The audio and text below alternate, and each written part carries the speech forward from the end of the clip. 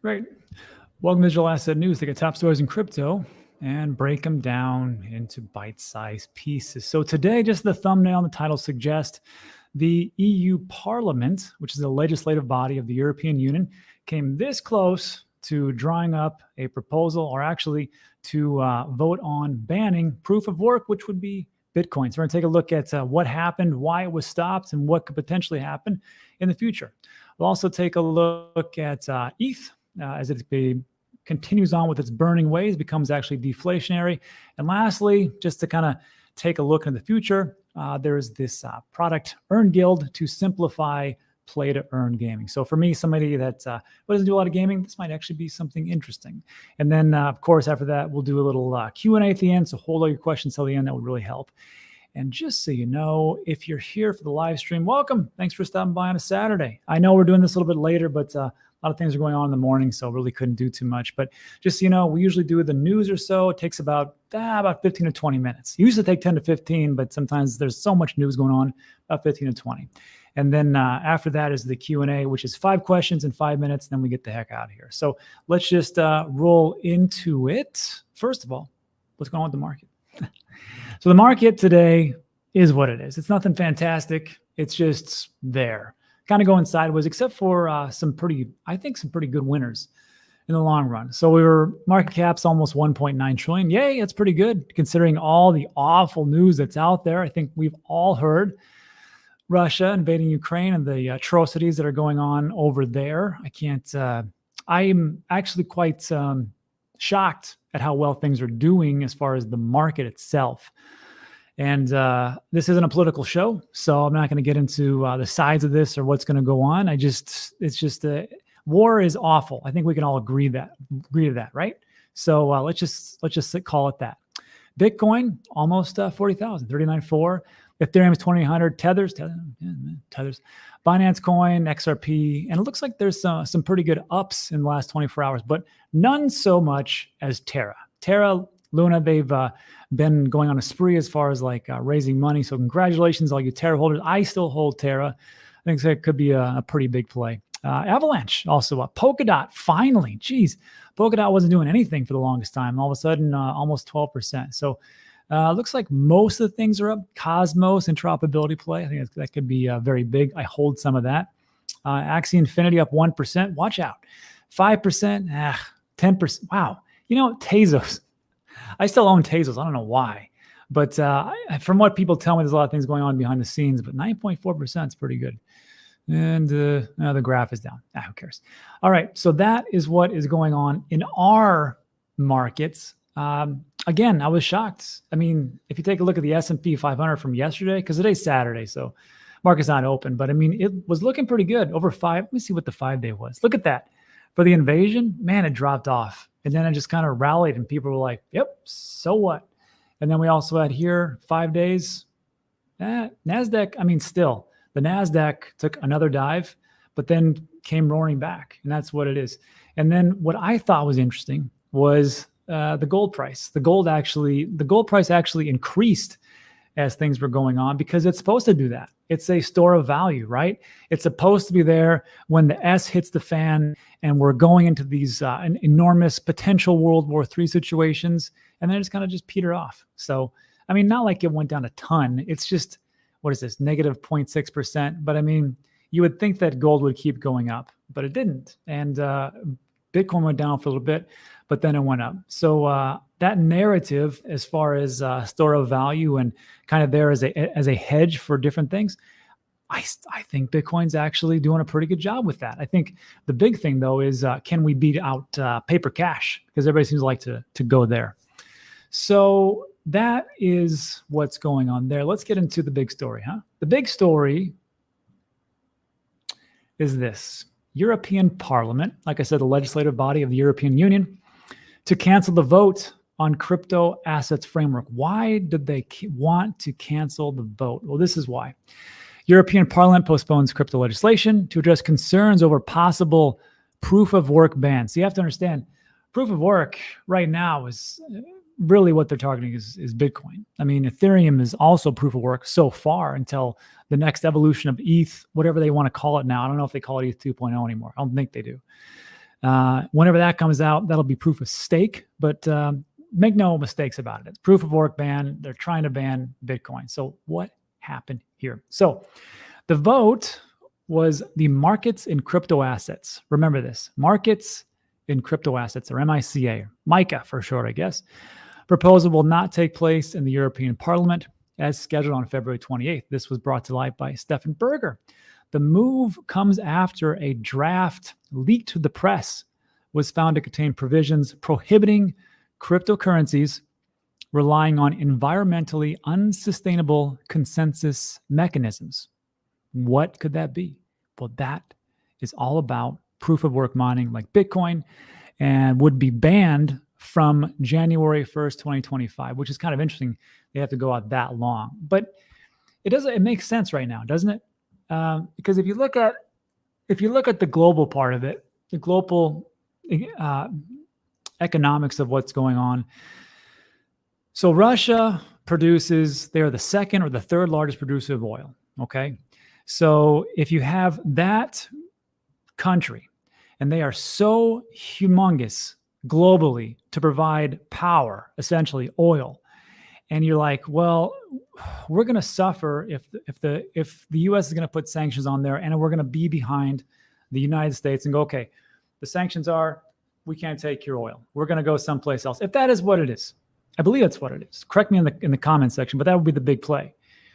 And if that's the case, then Germany, Spain, Italy, Bulgaria. I mean, every place around there is going to suffer massively, because if they can't get the oil from Russia, where do they get it? Well, I mean, you can get it from the United Arab Emirates. You can get it from the United States, because we are, I think we are the first or second producers of oil. I showed this yesterday. So if there's a problem with electricity, a problem with energy consumption, where are they going to go after? Well, the ESG problem, which is what Mr. Wonderful has been complaining about this whole time. There's an ESG problem with Bitcoin. Even Tesla, Elon Musk's brother came out and said, hey, we didn't know. This is what he said. We don't really know. We didn't do our due diligence, and we, for some reason, didn't understand how mining Bitcoin worked. And so this is the narrative. And if they have to really pump forth and really put out a ton of money for electricity to fuel their countries, whoever they are, maybe they don't want a bunch of Bitcoin miners there. I get it. That makes a lot of sense, actually. So they said, maybe we should just ban proof of work. But it doesn't go in 2025, so that's kind of odd, but that's where we're at. So the debate around the markets in crypto assets has indicated that certain text in the draft can be misinterpreted and understood as a POW ban. Members of the European Parliament, or MEPs, and officials from several member states, such as Germany and Sweden, have called for imposing a union-wide ban on proof of work mining, citing its increasing use of renewable energy at the expense of the transition toward climate neutrality in other sectors. So on this one, they're like, well, we're worried about the environment. But I think really what it comes down to, if you take a real look at what's going on globally, they probably don't want to spend a bunch of electricity for Bitcoin mining. Okay, that's okay.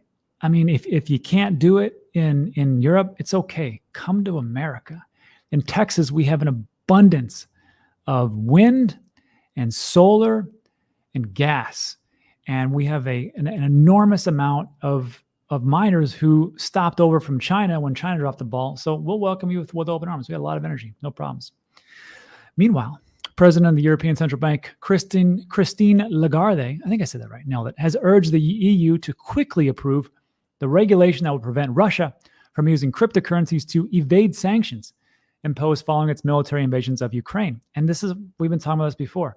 This is the narrative that's going to come up. People are going to say this time and time again, but that's the reason why Russia was so fast to legalize crypto and digital assets, so they could evade these sanctions and they could just deal in crypto and digital assets. The question you have to ask yourself is, how much Bitcoin do they have? Because wallets are wallets. Maybe wallet number 3 is Russia. Me and Ben and James are talking about this after the show. Potentially, because wallet number 3, if you take a look at Bitcoin, the largest wallets that are out there, wallet number 3 stopped accumulating Bitcoin right before the invasion. Interesting. Going off on a tangent. So she says this: there are always criminal ways to try to circumvent a prohibition, which is why it's so critically important that the markets and crypto assets is pushed through as quickly as possible so we have a regulatory framework, because that would be awful if they're able to evade, of course, these sanctions. And I want to just preface it with this: for every story and every negative, there's a flip side of that same story. And you have to take a look at the story behind the story. So if we're talking about sanctions, sure, you could definitely evade sanctions if you wanted to go like around that way with crypto digital assets. However, there is another part to this. This was a tweet from the official Twitter account of Ukraine. And it states, "Stand with the people of Ukraine, now accepting crypto donations, Bitcoin, Ethereum, and USDT." And yes, this is the official one. It's got 1.1 million followers. This is Tamika Tillman. He is the U.S.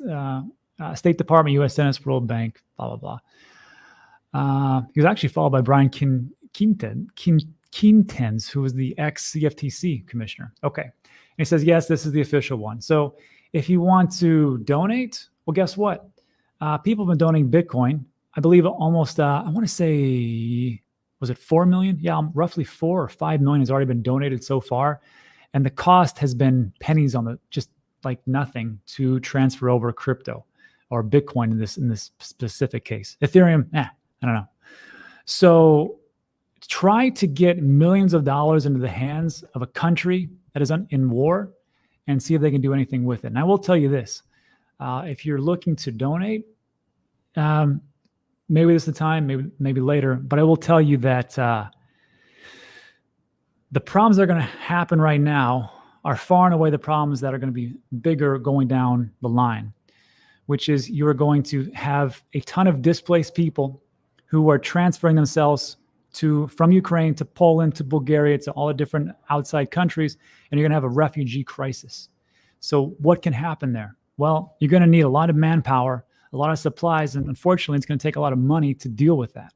And that's why, like when I said, like when we were doing our DCA show yesterday, and people were harping on like, oh, you shouldn't take advantage of the markets and buy the dips because that's disrespectful to Ukraine. This is what I think. I think you can do whatever you want to do, and in all honesty, if that takes care of you and your family, and then later because you've done well and you donate some of those funds to the people of Ukraine, to the refugee, to help out that situation, what's the problem? I could be wrong. Let me know what you think about that in the comment section. But that is what we have. Two sides of the same story. Let me know what you think. And let's move on to our next piece. Ethereum burning. This is pretty good. I need your help with this one because I don't think this is totally true. But I'll go through it anyhow. So Ethereum, after 1559, network nears 2 million ETH burned, worth over 6.9 billion. But that part is true. And you can actually go to etherchain.org/burn. You can see in real time how much is being burned right now. And it is a boatload. And you can watch that. Great stuff. Link in the description. Have fun. But this is what's going on. The Ethereum network has burned approximately almost 2 million Ethereum. The EIP 1559 improvement was added on August 5th. Man, time flies. The community has been observing how much Ether is being burned on a daily basis. 24-hour burn rate is almost 4 Ether per minute, which is almost 10 grand every minute. $10,000. I think that's more than Jeff Bezos makes. Or maybe, I can't remember. He makes a lot of money. EIP 1559 burns the base fee per gas, makes Ethereum deflationary over time, and it's almost at that point. So Ethereum actually will be deflationary because it's burning all the fees. Well, the base fees, not all fees. But this was what the thing was, and this is why I need your help. Weeks after the London upgrade, EIP 1559 did not seem to affect the high gas fees. In fact, the very next month after the London upgrade, ETH's average gas fees skyrocketed to $59 per transaction. I remember it being much higher than that. I mean, 59, I had 59 like last week, so I'm not sure. The average gas fee to push an Ethereum transaction today is much lower at $16 per transaction. I don't even think that's right. So like I just did a transaction, like I said, 2 days ago, and it was $67. So in the comments or right now, and I'll go through this later, but I don't think it is that low. It doesn't seem that's right, but I could be wrong. So We'll see. But to finish this up, ordinary Ethereum transactions make up the second large. Whoops, sorry. This is the one. The biggest on-chain gas burner is non-fungible tokens marketplace at OpenSea. They burn approximately 229,000 Ether worth, or almost a billion, across almost 15 million ETH transfers. So I was thinking about this. I'm like, where would Ethereum be if it wasn't for NFTs? I mean, in all honesty, NFTs is kind of like the big thing that people mint on Ethereum. I don't understand why they do it so much. It is so expensive. And for people to get it. But I understand, I get it. I mean, if you think that Bored API Club is going to be awesome, which it became, then it's a great investment. But there's so many duds out there and so much trash. I just don't see, like, even the degenerates that are out there. I don't really get how you can get into that and just say, this is going to be the winner. I just don't see it. But it's expensive. And that is the number one. So if it wasn't for that, where would it be? I mean, you can get NFTs on Cardano. You can get them on Avalanche. You can get them on Solana. I don't see what the point of using Ethereum so much is, even though first mover advantage. So ordinary Ethereum transactions make up the second largest gas burning, which is the most that I would use. Uniswap, Tethers, Uniswap version 3, and MetaMask, so which makes a complete sense. So, I mean, it's good that this is happening. But if you take a look at the total value locked up for DeFi projects and things like that, the majority still is in Ethereum. That's true. But you can see it slipping to other layer one projects. And that's what is concerning if you're heavy into Ethereum. I personally am trying to spread things out. I think Ethereum, Solana, Cardano, Algorand, Avalanche, Polkadot, those types of things, they can really, they don't have to win, but they will eat away at that market share. So let me just think about that in the comment section. Let's finish up with looking forward, as I call it. So there was a story. This is from you today. Earn Guild launches Play to Earn Guild with Fiat Gateway. And I was just kind of going through it. It was kind of interesting, but it just comes down to these 5 bullets. So out of the box, everything that's required for profitable gaming in one dashboard. Great, because things are confusing. You had a native marketplace for in-game assets, user-friendly Fiat gateway, so you can use your MasterCard and native earn card, coaching for newcomers, that would be me, and a credit scoring system for all active players. And I think this is pretty cool because, like, so far we've only got Axie Infinity, right? For those types of places where you can, like, scholarship people and they can play for you. But now you got this other one, Earn Guild, Play to Earn. And what they're doing is, look at this, 5,000 total scholars playing from around the world. So, like, if you've got a ton of money and you want to say, well, I'll buy this, but I don't really want to play too much, then you can go get the gamers, which will all be here, and say, play for me, right? And then we'll do a profit split. You do the gaming because you couldn't pay up front. I'll pay up front. You do your thing. Everybody's happy. I think that makes kind of sense. That makes sense. And here's all the games they're kind of working into. It's not just their games. It's all these games. The Decentraland, Sandbox, the things you probably heard about. Other stuff you have, well, Star Atlas is supposed to be big. Urban Racer, Metagear. And I always tell you like this. Some of these games, I don't get it.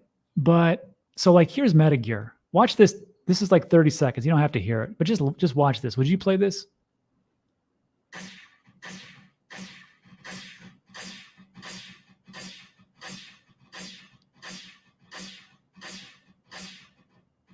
Yeah, man, I don't get it. I mean, that's like, to me, that kind of feels like just push the buttons and get paid for it. It may be awesome. I don't know, but I don't really get that one. But this one looks cool. This is Urban Racer. So, like, just a big racing game. Looks awesome. Now, this is just a rendering, but I mean, people love racing games. So I'm like, well, if I can get into this, if I have the money, put on there a scholarship, someone plays for me and go, hey man, we won this, or we didn't win this, we get this. Great, I can do that. And you got something like that game, and then this is of course the big one, Star Atlas. It hasn't, as I understand, it hasn't been released yet, but everything is selling, all the NFTs, and actually get into there, and your starships and blah blah blah. Again, things I don't know because I'm not a big gamer, but it looks to be massive. And there's another one called Big Time or something like that. So there's this one. And I think all these things could be big. So take a look at earnguild.io. I linked in the description, and you can figure it out and see if that's something for you. I just bring it to you, but I'm just doing part of the research. It's up to you to do your own research because this is not financial advice, just financial opinion. And that's it for today. How do we do? 20 minutes on the dot. You got to love that. So look, that's it for the news. If you don't want to stick around, we're going to do the Q&A. I will say sorry that this took so long for today. I had an interesting conversation this morning. There's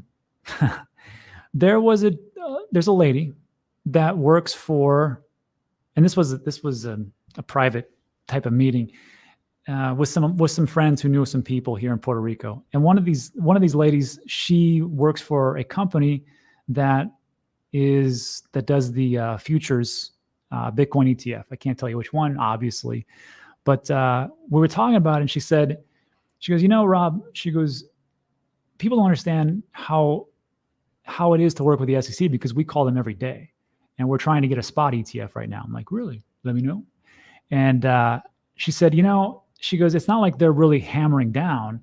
They have some legitimate concerns. I can understand where they're coming from.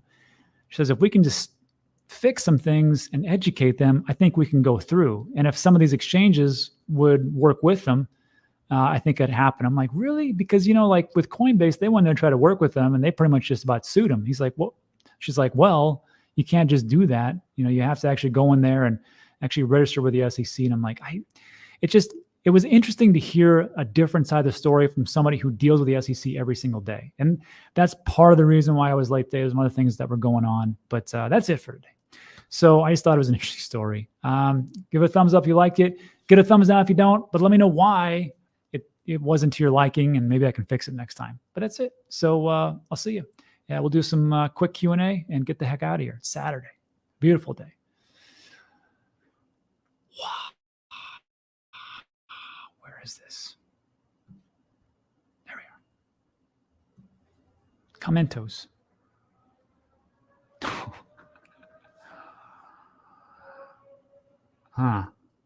Great question. Diesel. What a great name. If that's your real name, what a great name. Diesel King. So there's a couple of theories that Ben was talking about. He thinks that Walt number 3 is actually Russia. And then we were talking about some other entity that could be Russia that was buying up Bitcoin like crazy. Another theory was, Ukraine, besides it being so heavy with minerals, it also has heavy amounts of Bitcoin. But I'm like, I don't think the country or the city-state, the Republic of Ukraine owns it. I think the people in Ukraine hold it, but it doesn't matter. So here's the thing. If Russia does buy it, first of all, they have to buy a massive amount to really get things done, but they may already have. But is that good enough to avoid all sanctions and things like that? No, I don't think so. Because you have to understand, the economy, the whole entire market cap of crypto is $1.9 trillion, right? That's a lot. And then all of Bitcoin is roughly 800, 900 billion, somewhere around there, right? So even if you owned all the Bitcoin in the entire world, that still wouldn't do it for you for an entire country's to get around all these sanctions, if that's what they're going to do. So I think if they can use it in some places, but they can't buy everything. But hopefully they do buy it and just hold on to it. But I don't think that's how the game is played for them. Okay. Great question. How's the fishing program? I don't know. I've seen some people fishing up the mountains, I think. They say it's pretty great. I don't know. The beaches are nice. I'll tell you that. Yeah, Ben on DCA. Sorry. Ben from Into the Cryptoverse.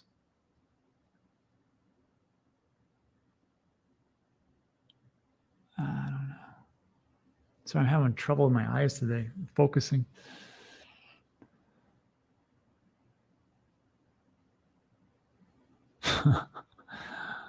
Rob, have you seen Traders Reality on? No, I haven't. Best trading channel ever. There's always a good trading channel. If you're a trader, that would probably be something to watch.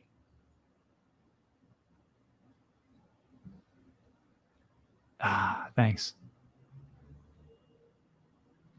If you only had $200 to invest every 2 weeks, how would you divide it? Well, it's a difference between if it's me or if it's somebody else. You have to so the question is always loaded because you have to understand, like, some people have different goals, right? If you're like 19 years old, like $200 every 2 weeks, what I would do, honestly, I'd put like, I don't know, like 25, maybe $50 into Bitcoin, 25, $50 maybe into Ethereum, because that's like the safest play. But the rest of it, I would just just be like a degenerate and just be like, yeah, I'm going to get these metaverse plays and get these low cap gems and see if I can ride it all the way to the top. I would probably do half pretty safe and then half degenerate stuff for about a year or two. Because I mean, young cares, right? But if you get older, you're like, you know what, I want to just save and I'll be here for the long haul. I mean, that's when you want to get a little bit more safer stuff. That's what makes sense to me. I could be wrong, but that's how I would do it, and I would, tell my family members to do it. I can't tell you to do it. That's just how I see it. That's a great question. You own property in the metaverse, but don't play the games. How do you gain value for not using them? It's a great question. So right now, I just sit on them and do absolutely zip. It's the same thing that I do with land or property that I own in Houston and in El Paso. I just buy land. I mean, my wife buy land, and we just don't do anything. Just let it appreciate. And that's it. So like in the sandbox, like I bought 2 parcels and I did a video on it. It's on my metaverse playlist. You can watch me go through it. I show you how to get 2 parcels together so they're worth more as time goes on, and then you can sell them as a bundle and makes more money, and how to do that by a filter. And like I bought it for not that much. I took a look yesterday. Like I want to say like it was like one, I can't remember, 1 or 2 Ethereum. And I looked at different plots around there a couple of days ago, a couple of days ago, and it was like 30 Ethereum, 40 Ethereum around there. And I'm like, holy smokes, not bad. So that's how I make money. Now, what I should do if I was smart is I should get somebody to be a digital property manager and start building things out. So when people start to, come through there, I know they can teleport and all that stuff, right? But I might just get like a little bit of fashion of people coming through, is to start selling like some type of like digital advertising there. If I was smart, that's what I would do. But I haven't done that yet. I would actually have a digital property manager build up things, make it look nice so people can come through. Just haven't done it. That's how I think you could do it. No. Moonbeam, I don't know. No.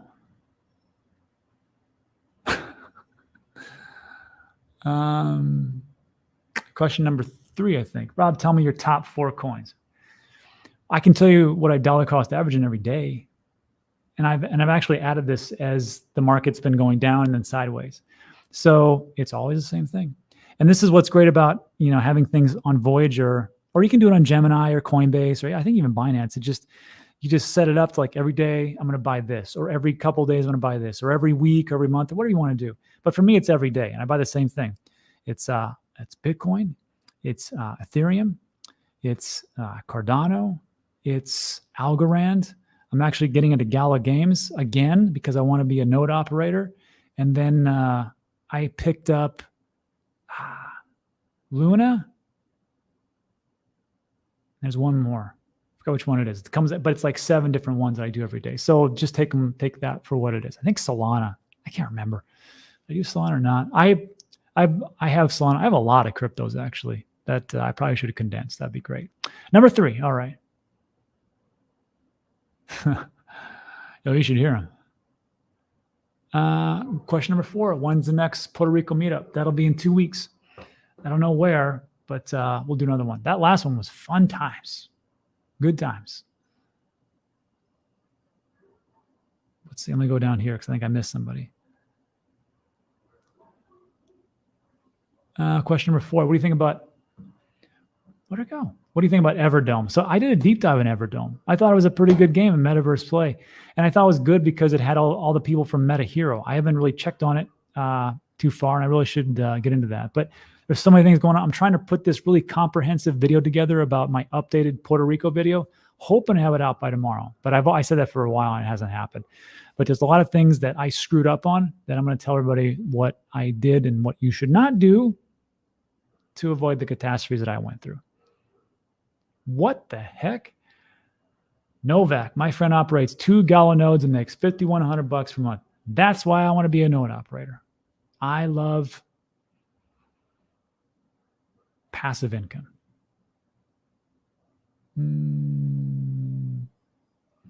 Can people outside of the USA invest in the IRA and pay no tax? No, they cannot. That I know of. You guys in like Great Britain, they have another type of form where you can put away, and it's tax deferred or tax free. I forgot the name of it, but for the Roth IRA, that's only for Americans. Now, there's this thing underneath here that you see. Let me pull this away. See where it says Masterworks? Right there, underneath there. There's a link in the description. And you can invest in fractionalized shares of super expensive art. So you can buy a Banksy. I have a Banksy. It's like $8 million or something like that. But I bought in at like thousands of dollars. And it's just fractionalized shares. That's all it is. And they actually register it with the SEC because it is a security. And over time, it actually beats the traditional S&P 500. So if you have cash just sitting around and you don't want to have it just flitter away through appreciation or for inflation, then that's what I recommend, because over time it hits. And I have invested into it. I can't tell you what to do, but I did a deep dive into it. You can take a look at it. So that's what I would say. And we need one more. NATO is more corrupt than Russia. Everybody's corrupt. All countries are corrupt. I think that's not a secret. Yeah, try some digital detox. I did that today. I went to the beach and played volleyball for the first time here.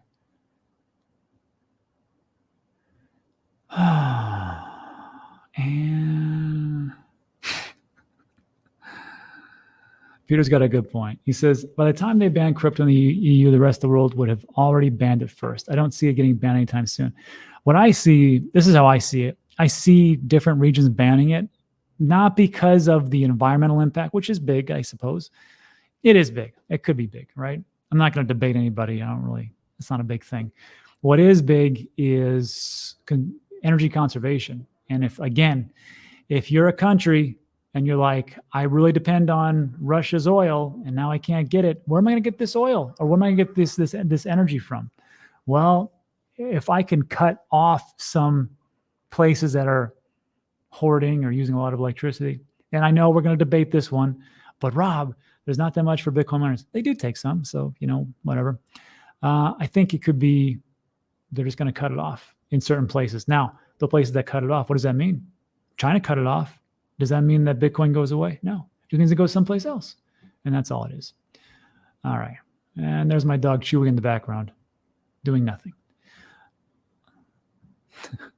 What kind of dog is in the background? That Chewy is a mutt, and he is German Shepherd and who knows what. And that's it. All right. So everybody, that's 32 minutes. That's my cutoff point. It's time to do a little bit of drinking. And that's it. So look, if you like today's video, give it a thumbs up. If you don't, give a thumbs down. Just tell me why. Consider subscribing, and we'll do this thing tomorrow. And that's it. So thanks so much for stopping by. I appreciate it. See you in the next one.